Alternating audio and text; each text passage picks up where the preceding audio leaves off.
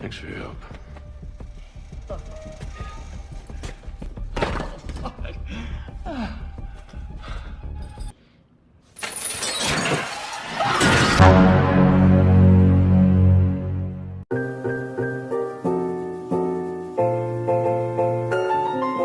Halo Rebahaners, dimanapun kalian berada, bagaimana kabarnya?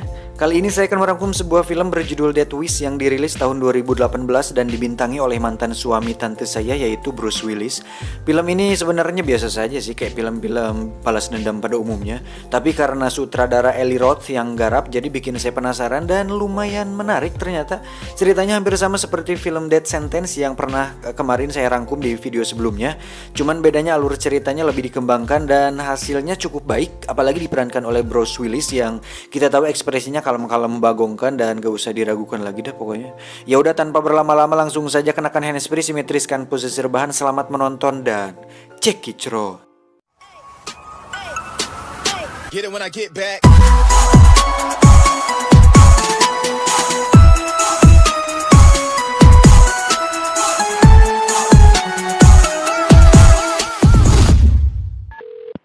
What is your emergency?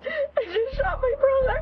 Tingkat kriminal di kota Chicago telah meningkat dalam beberapa tahun terakhir. Penembakan, pembunuhan, pemerkosaan, dan berbagai tindak kriminal lain. Hampir setiap rumah sakit penuh sesak dengan pasien baru yang mengalami luka tembak, tusukan, bahkan kematian. Dan kisah akan berfokus pada sosok dokter bernama Paul, di mana dirinya hampir setiap hari menangani korban dari kejahatan brutal yang terjadi. His heart stopped. He has lost too much blood. Sorry. Jauh dari wilayah berbahaya dan rawan kriminalitas, Paul sendiri tinggal dengan damai bersama seorang istri dan anak gadis satu-satunya. Memiliki kehidupan yang sejahtera, ekonomi cukup, fasilitas memadai, membuat Paul dan keluarga tidak pernah merasakan efek atau dampak dari kejahatan yang terjadi. Oh my god, I have to text Sophie to see if she got in. Sampai suatu hari saat dirinya pergi makan di sebuah restoran, ada seorang tukang parkir atau valet yang memarkir mobilnya, di mana si valet tersebut memotret alamat rumah Paul di GPS mobilnya. Tanpa curiga sedikit pun, itu akan menjadi awal mimpi buruk bagi Paul. Wednesday, 8 o'clock, La Fonda. I wouldn't forget a restaurant like that. Hingga suatu malam saat sang istri dan anak tengah berdua di rumah, terlihat sebuah mobil sudah terparkir di semak-semak rumah mereka. Saat sang ibu sedang berada di dapur, beliau pun melihat jendela dan pintu sudah terbuka. Dari situ, dia sudah merasa bahwa ada sesuatu hal yang tak beres, lalu menyuruh sang anak untuk turun. Saat melihat ada jejak kaki di sana, si ibu pun makin yakin bahwa ada seseorang yang berada di rumah mereka. Dan benar saja, si anak yang tengah berada di kamar langsung dibungkam dan ditodongkan sebuah pistol di kepalanya. Dan ternyata ada 3 orang perampok yang berada di sana. Pria yang satu pun menyuruh 2 pria lainnya untuk mengikat si gadis dan diperingatkan untuk jangan berbuat macam-macam. Dia sendiri akan ikut bersama si ibu untuk membuka berangkas dan menggasak semua harta yang ada. Saat si ibu tengah memberikan semua hartanya, di lantai bawah terlihat si pria justru malah memainkan pistolnya di paha si gadis. Beruntung pria yang satunya mengecam tindakan tersebut hingga terjadi sebuah pertengkaran di antara mereka berdua, di mana si gadis memanfaatkan situasi tersebut untuk mengambil pisau dan mencoba melawan mereka berdua. Namun apalah daya, saat si perampok satunya datang, istri Paul dan anaknya pun ditembak saat itu juga. Mengetahui hal itu, Paul pun harus merelakan sang istri tewas dan anak gadis satu-satunya menderita koma.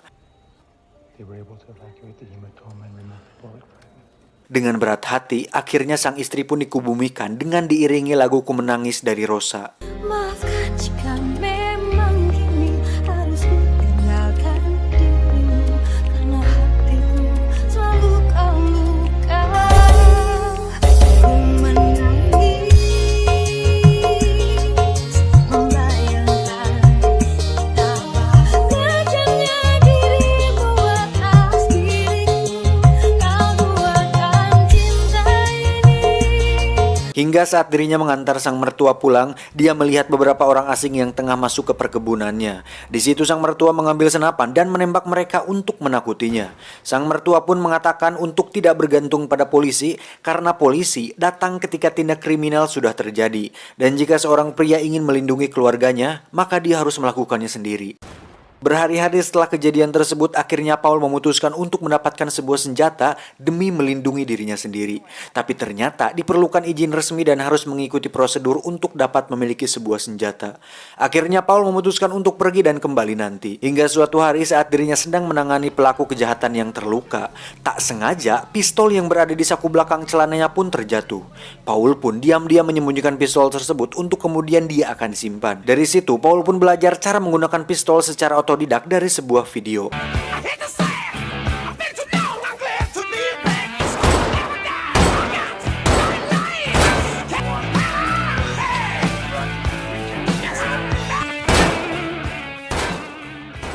Saat melihat kondisi anak gadisnya semakin menurun, Paul pun memutuskan untuk pergi keluar dan masuk ke wilayah yang rawan kejahatan.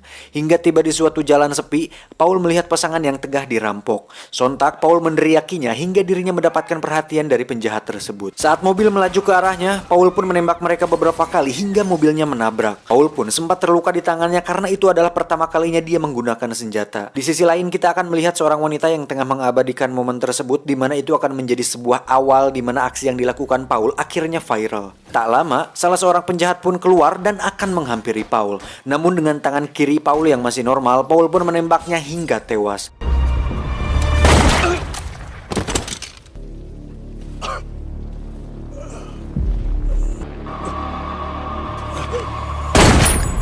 Dan saat menghampiri si penjahat satunya, Paul pun merasakan suatu sensasi puas di mana akhirnya dia bisa melenyapkan sebagian sampah masyarakat di muka bumi ini.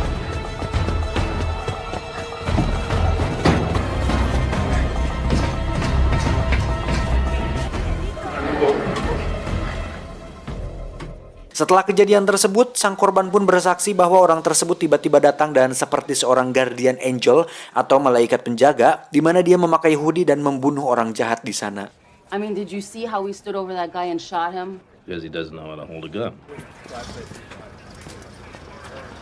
Berita tersebut pun dengan cepat menyebar dan menjadi viral di media sosial. Suatu hari saat Paul menangani seorang pasien yang masih anak-anak, dia melihat bahwa anak tersebut tertembak di bagian kaki. Saat ditanya, si anak pun menjawab bahwa hal itu dilakukan oleh seorang pria kulit hitam yang suka menjual es krim di wilayahnya, di mana orang tersebut sebenarnya menjual narkoba dengan berkamuflase sebagai penjual es krim. Bermodalkan alamat si anak, Paul pun secara terang-terangan datang ke sana dengan khas jaket hoodie-nya. Tanpa banyak pikir, Paul langsung menembak beliau di tengah siang bolong. Insiden kedua tersebut pun kembali meresahkan dua polisi wilayah yang dimana mereka berdua adalah polisi yang sama yang menangani kasus Paul. Hingga Siti dan Bambang akhirnya menemukan sebuah fakta bahwa si pelaku adalah orang yang sama dengan kejadian tempo hari.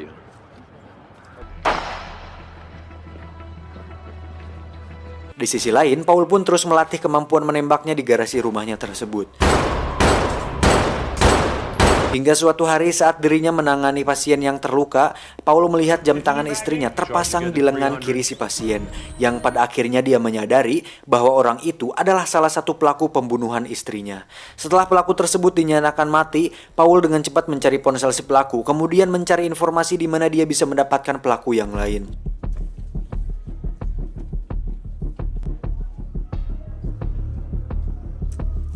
Hingga tibalah di sebuah toko yang menjual barang curian, Paul akhirnya memulai misi perburuan pelaku pembunuhan keluarganya. Hey, buddy, you can't be back. Ketika sang pemilik toko menyadari bahwa Paul adalah salah satu korban kejahatan teman-temannya, dia langsung menghubungi salah satu pelaku untuk datang ke sana. Dan pada suatu titik ketika si pemilik toko akan mengambil senjata, Paul langsung menancapkan dart di tangannya. Kemudian meminta si pemilik toko untuk menunjukkan di mana barang-barang miliknya disimpan. Dan Paul pun akhirnya bisa mendapatkan kembali cincin miliknya. I hope it was worth it, asshole. Tapi tiba-tiba, salah satu teman pelaku tersebut pun datang kemudian menembak salah sasaran yang mengakibatkan si pemilik toko pun tewas. Terjadi tembak-tembakan di mana si pelaku akhirnya kalah karena kehabisan peluru.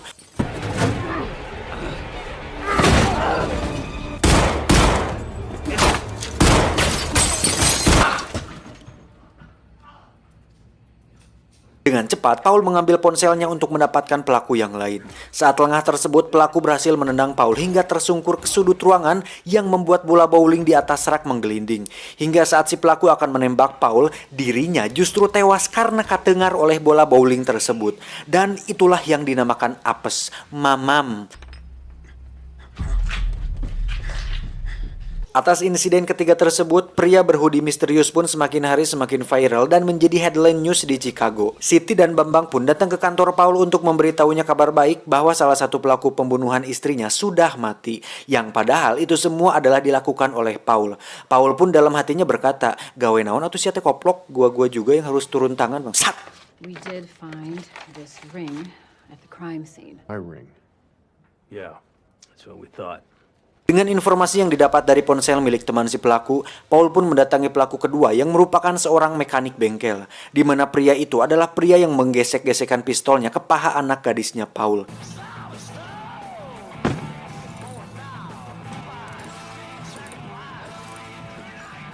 Tak perlu berbacot ria, Paul langsung mengambil kunci Inggris lalu dengan setekar kebak memukul kantong menyan si pelaku hingga pingsan. Saat sadar, si pelaku sudah dalam keadaan terikat dengan posisi terbaring. Paul pun menyuntikkan pembaal kepada si pelaku untuk selanjutnya dia akan menyayat kulit pahanya.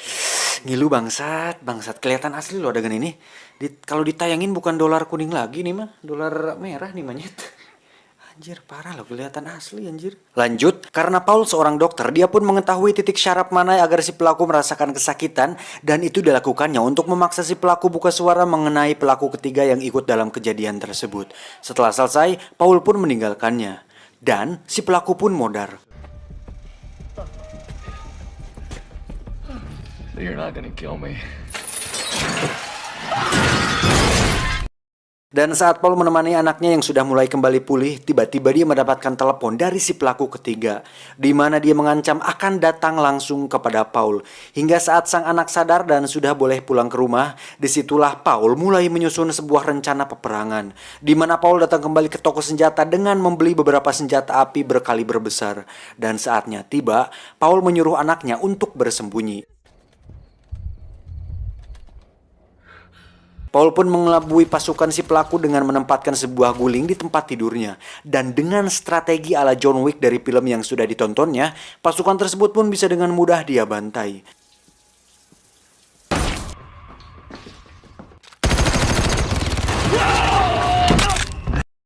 Ketika masuk ke ruang rahasianya, ternyata disitulah si pelaku berada. Paul pun ditembak di bagian samping perutnya, kemudian dengan senjata yang sudah disiapkan di bawah meja, Paul langsung memberondong si pelaku hingga tewas saat itu juga.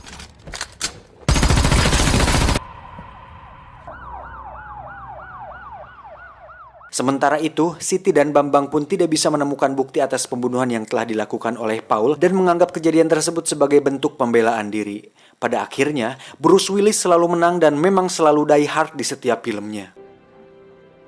Dan inilah Death Wish. Tamat, ending yang sangat mengencrotkan. Pesan yang bisa kita ambil dari film ini adalah sebagai seorang pria sejati, lindungilah keluargamu dengan tanganmu sendiri dan hiduplah seperti Larry. Saya John, sampai jumpa. Ikan teri Galapagos.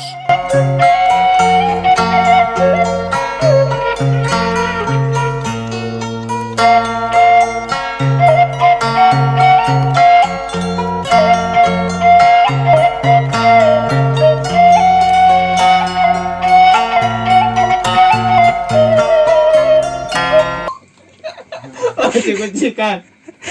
Halo. Kuncikan Bagong.